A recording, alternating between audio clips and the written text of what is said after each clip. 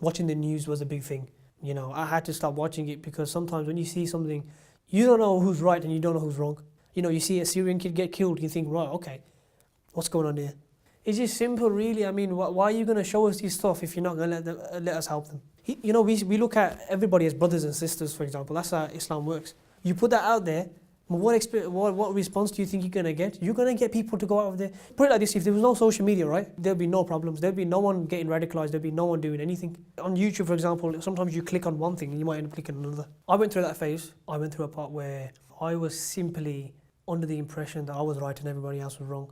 Now, these brothers that I knew, they sat me down and said, look, let me tell you something, kid. We have more knowledge about the outside world than you do.